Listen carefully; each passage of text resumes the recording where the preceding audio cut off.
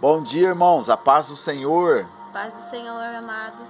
Glória a Deus por esse dia, porque você está aí, nós estamos unidos num só espírito, numa só fé. Creio que você que está recebendo esse vídeo está inscrito no meu canal. Se você não estiver inscrito ainda, depois ao ouvir e assistir, você curte lá e se inscreva e receba diariamente as notificações. Estamos aí seguindo a nossa série Restauração Familiar.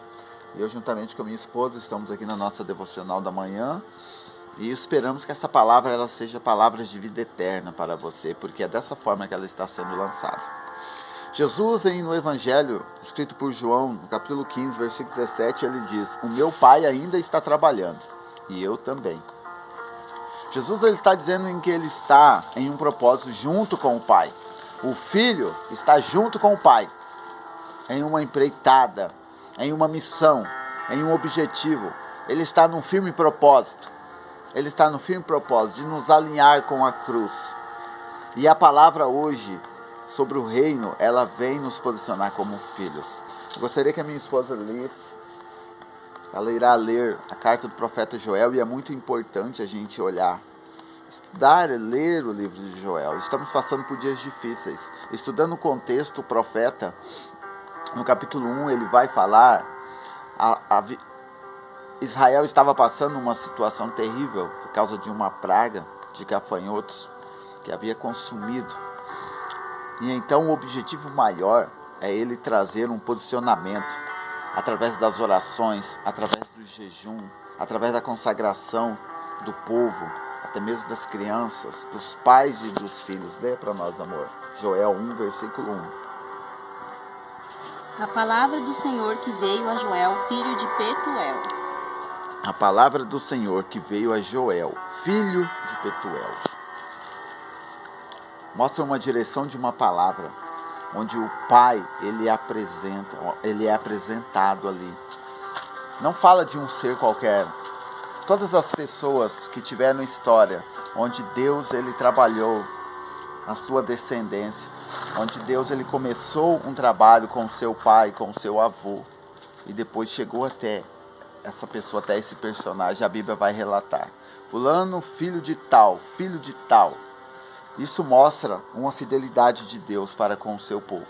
Isso mostra uma fidelidade de Deus para a sua descendência. A gente vai ver que nesse contexto, diante dessa situação terrível, olhando para nós em nossos dias hoje, nós estamos vendo a situação muito difícil. Não é pragas de gafanhotos, mas a gente vê hoje a corrupção quase que generalizada.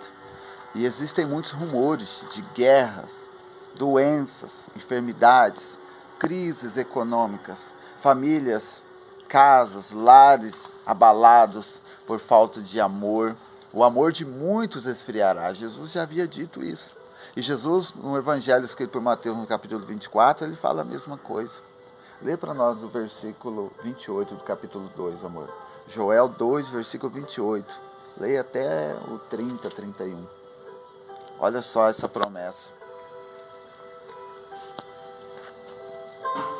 E depois disso, derramarei do meu espírito sobre todos os povos, e os seus filhos e as suas filhas profetizarão.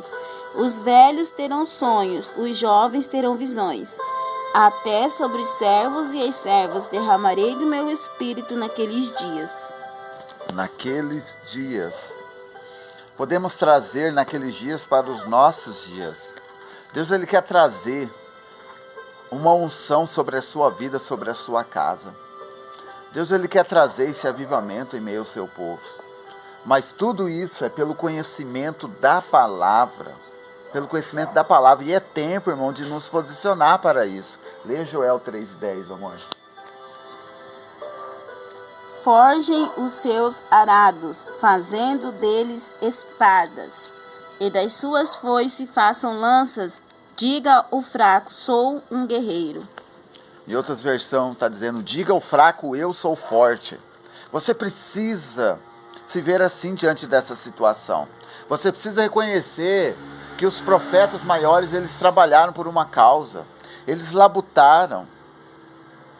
Existe um princípio, um fundamento protestante que Calvino disse: orai et labutare, orar e labutar, orar e trabalhar, orar na sua casa, trabalhar para o profético, orar pela sua família, trabalhar por eles. É você ler, passar tempo com as escrituras. Tudo isso você consegue entender. Você vai se alimentando da palavra. E aí isso vai mudando o seu dia a dia. A sua mente vai sendo transformada. E o apóstolo Paulo diz aos Romanos, capítulo 2, versículo 2, que a renovação é pela nossa mente. Não vos conformeis com este século, nem com o que nele há, mas transformai-vos pela renovação da vossa mente, para que experimenteis qual é a perfeita, agradável, qual é a boa, agradável e perfeita vontade de Deus. A boa é quando você tem consciência disso. A agradável é quando você tem consciência disso e se levanta para começar a viver, a trilhar um novo caminho, a andar em outro caminho, sendo guiado pela palavra de Deus. A perfeita vontade de Deus é quando você se entrega na cruz da mesma forma que Jesus. Jesus fez a perfeita vontade de Deus se entregando lá naquela cruz. E a Bíblia diz que nesse processo Deus lhe deu um nome que está acima de todo nome. Jesus, ele já tinha um nome. Ele era Deus, ele é Deus. Ele já tinha um nome conhecido no reino do seu Pai. Mas naquela situação, o apóstolo Paulo, dizendo aos Filipenses, no capítulo 2, do versículo 11 no capítulo 2 de Filipenses, do versículo 5 em diante, Deus, ele vai falando ali sobre a humildade de Jesus, e diante disso, por ele ter suportado a morte de cruz, Deus o exaltou com um nome. Nós precisamos entender que a cruz, ela vai nos levar a esse processo de vitória, e nós teremos um nome, mas que todavia nós devemos entender que nós devemos trabalhar, porque o nosso Pai ainda está trabalhando. Receba essa palavra no seu espírito, leve essa palavra para dentro da sua casa, tenha um tempo de oração com os seus filhos, e que Deus abençoe a sua vida, a sua família, a sua casa, em nome de Jesus.